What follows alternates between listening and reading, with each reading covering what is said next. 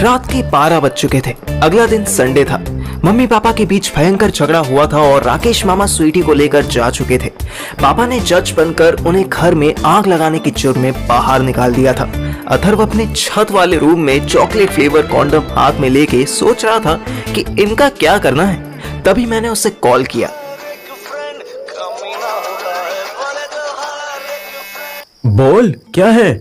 Sorry यार, intentions तो अच्छी थी, पर पापा ऐसे इमीडिएट एक्शन लेंगे इसकी उम्मीद नहीं थी। कोई नहीं, मेरे बाप को हारने की आदत नहीं है ना। वैसे मम्मी ने धमकी दी है कि जब तक राकेश मामा को पापा वापस नहीं लाते तब तक वो पापा से बात नहीं करेंगी। तेरे मोगेम्बो बाप के लिए तो ये बोनस हो गया। वो तो यही चाहते होंगे, मम्मी से बात ही नहीं होगी तो रोक टोक भी नहीं करेंगी। पता नहीं यार, इन चूतियापों में अपनी रात झंड हो रही है। सॉरी टू से भाई, पर तेरी झंड तेरे चुतियापों की वजह से ही हो रही है। वो कैसे? तूने अली बाबा और 40 चोर वाली कहानी सुनी है? उसमें अली बाबा की एक गुफा थी। गुफा समझता है ना? केव। अली बाबा केव्स के सामने बोलता था, खुल जा सिम सिम, और केव्स ओपन हो जाती थी।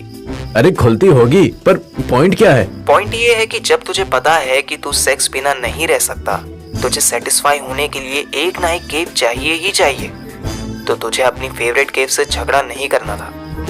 I mean, आयशा को गाली देकर नहीं भगाना था। अब देख, वो खुद तो गई, साथ साथ केव नंबर 3 भी ले गई। मेरा मतलब राधिका के कान में भी आग लगा गई। अबे नहीं बे, उसकी चुगली की वजह से तो राधिका की सिंपैथी मिलने लगी, वरना वो तो कभी शक्ल भी ना दिखाने की कसम खा चुकी थी। अब जब तक वो मेरा वो सत्यम रस ठीक नहीं कर देती ना, वो कहीं नहीं जाने वाली। उसने तो उस दिन बस फादर की वजह से मना किया था। ये बाप लोग भी ना किसी भी सोल्यूशन बताना भोसड़ी के, बंद केव्स मत गिना। सॉल्यूशन नंबर 1 ये है कि केव नंबर 2 तेरी ओल्ड एंड गोल्ड आयशा भाभी से कॉम्प्रोमाइज कर ले, सरेंडर करके माफी मांग ले। थोड़ा नखरे करेगी पर ठरकी तो वो भी बहुत है।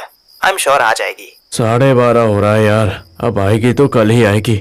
अब आज का क्या करूं? अब तो एक्स्ट्रा लार्ज केव नंबर 5 को अप्रोच कर। आफ्टर ऑल तेरा लास्ट ऑर्गेज़म भी तो उसी के पास मिला था। अथर्व 2 सेकंड के लिए सोचने लगा। ओ बीसी, तू मुन्नी की बात कर रहा है? अरे वो छोटा हाथी तो मेरे ही दिमाग से निकल गया था। अथर्व ने तुरंत फोन काटा। उसने सबसे पहले आयशा को मैसेज डाला, I am so sorry dear, please मिलो ना, जहां कहोगी वहां नाक रगड़ दूंगा। जैसा कि एक्सपेक्टेड था, आयशा का फोन इस वक्त बंद था, इसलिए सेंट मैसेज पर सिर्फ एक टिक आया। अब उसने मुन्नी को मैसेज किया, हाय मुन्नी डार्लिंग, आज मिले। दोनों मैसेज भेजने के बाद अथर्व सांस रोक के वेट करने लगा। 10 मिनट बाद मुन्नी का वॉइस नोट आया। मेरी याद आ रही है हैंडसम को, पर अभी कैसे बुलाऊं? घर में तो गेस्ट आए हुए हैं। अथर्व ने भी वॉइस नोट भेजा। तो क्या हुआ, गेस्ट क्या कभी सोते नहीं है? पहले तुम उन्हें सुला दो, फिर मैं आकर तुम्हें सुला दूंगा। शैतान कहीं के, इतने दिनों तक मेरी याद क्यों नहीं आई? यार याद तो रोज आती थी, स्पेशली तुम्हारे हाथ डॉगी पोस्ट की, पर एग्जाम्स आने वाले हैं ना, तो उसमें बिजी हो गया था। चल झूठा कहेगा, कोई और मिलना ही नहीं होगी ना, तभी मेरी याद आई ना? नहीं ना, सच में यार तुम्हारी याद आ रही है। ठीक है, 1 बजे आना, विंडो खुली रखूंगी। मेरी बहन आई हुई है ना, उसके 4 बच्चे हैं, चारों को सुला कर आती हूँ। फोन काटते ही अथर्व खुशी से उछल पड़ा। अब उसे थोड़ी देर वेट करना था, लेकिन घर से बाहर जाएगा कैसे? एक बार को चला भी गया तो रात के 2-3 बजे घर लौटेगा कैसे? उसने मुझे मैसेज किया, यार मुन्नी तो मान गई है, 1 बजे जाना है, लेकिन घर से एग्जिट और वापस एंट्री कैसे करूंगा? पाइप वाले रास्ते से डर लगता है, ऊपर से पिछली बार बहादुर ने देख लिया था, अब की पता नहीं कौन देख लेगा, कुछ सिंपल आइडिया दे।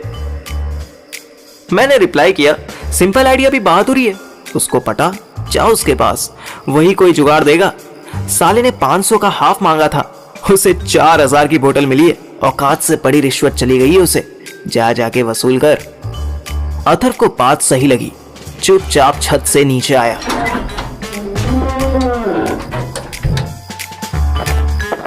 बहादुर उसे गेट के पास ही बीड़ी पीता मिल गया। ओए बहादुर, ओ छोटी साहब, तुम इधर क्या करता है? तू मेरी छोड़, बोतल कैसी थी ये बता। मस्त साहब, बहुत मस्त। Thank you. थैंक यू से काम नहीं चलेगा, मुझे तेरी हेल्प चाहिए। अभी तो घर में सब लोग हेडफोन कान में ठूस के नेटफ्लिक्स देख रहे हैं, इसलिए मेरा घर के बाहर आना उन्हें पता नहीं चला। बट रात के 3 बजे अगर गेट की आवाज हुई ना, तो पापा भले ही ना जागे, पर मम्मी 100% डंडा लेकर हल्ला मचाने आ जाएंगी। तू कहीं से वुडन स्टेयर्स का इंतजाम कर सकता है क्या? उसी पे चढ़ के मैं डायरेक्ट छत पर पहुंच जाऊंगा। बहादुर सोचने लगा। साहब, आप अभी जाओ आराम से, मैं करता हूँ कुछ जुगाड़। पक्का ना? सो तो नहीं जाएगा ना? कैसा बात करता है साहब, हम पहाड़ी है, अपना जुबान देता है। हम आपकी हेल्प के लिए आपको यहीं मिलेगा। अपनी जबान अपने पास रख, मुझे नंबर दे दे अपना। अगर तू यहाँ नहीं मिला तो किस गली ढूंढूंगा तेरे को। बहादुर ने तुरंत नंबर दिया और फिर अथर्व का नंबर सेव किया। इस ऑल ऑफ सडन प्लान में रिस्क तो थी, पर अथर्व की ठरक की पावर इतना चैलेंज लेने के लिए राजी थी। अथर्व ठीक 1 बजे मुन्नी के घर में घुस गया। घर में घनघोर अंधेरा था। अथर्व मोबाइल टॉर्च की रोशनी में बेडरूम तक पहुंचा। मुन्नी के रूम में बस एक छोटा सा डिम लाइट टेबल लैंप चल रहा था। अथर्व अलर्ट होकर अंदर घुसा। मुन्नी बाथरूम से निकली। तुम आ गए। आ जाओ मेरे हैंडसम, बैग देखो। अथर्व ने देखा बेड पर खूब सारे गुलाब के फूल पड़े हुए थे। फिर उसे कमरे से बड़ी प्यारी फ्रेग्रेंस भी आई। क्या ट्रेजेडी है लाइफ की, जो पर्सन हमारे लिए सबसे ज्यादा केयरिंग रहता है, हम उसी को लीस्ट प्रायोरिटी पर रखते हैं। अथर्व को भी ये रियलाइज हुआ। उसे अचानक मुन्नी बहुत क्यूट लगने लगी। भाड़ में जाए साली आयशा। कुछ कहा क्या? अथर्व ने नाम में गर्दन हिलाई और मुन्नी के पास गया। उसने आंखें बंद कर ली और मुन्नी को किस करने लगा। मुन्नी झट से उसको लिए लिए बेड पर गिर गई और उसकी टी शर्ट उतार दी। पैजामा अथर्व ने खुद झट से खोल दिया। मुन्नी ने उसके अंडरवियर में हाथ डाल दिया और बेड पर ही उतार दिया। अथर्व का हथौड़ा गर्म था, लोहे को मारने के लिए बेसब्र था। मुन्नी सिर्फ नाइटी पहनी थी। उसने नाइटी उतारने के बजाय बस कमर तक ऊपर कर ली थी। तभी अथर्व को किसी के पैरों की आवाज आई। वो अलर्ट हुआ ही था कि रूम का गेट खुला।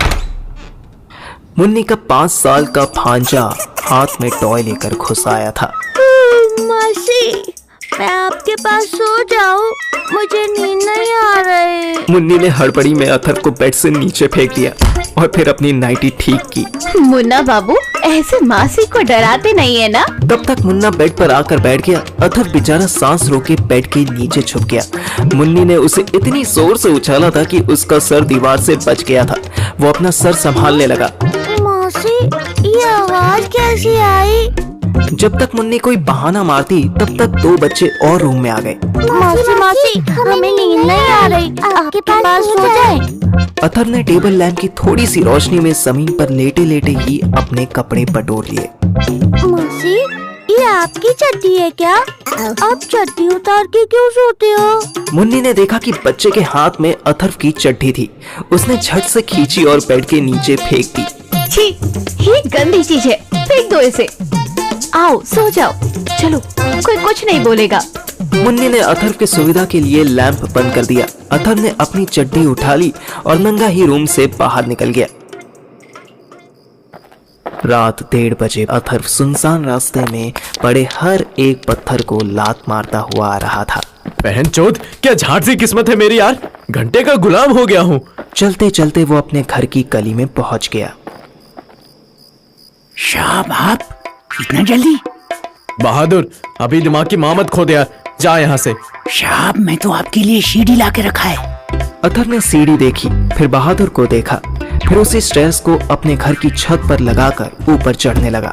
माँ को दाएं औरतें साली, आज के बाद मुझे सेक्स करना ही नहीं है। साधु बन जाऊंगा, साधु योगा करूंगा, पर किसी काम की कुतिया की अथर्व के मुंह से पूरी गाली निकली भी नहीं थी कि उसका हार्ट फेल होते होते बचा।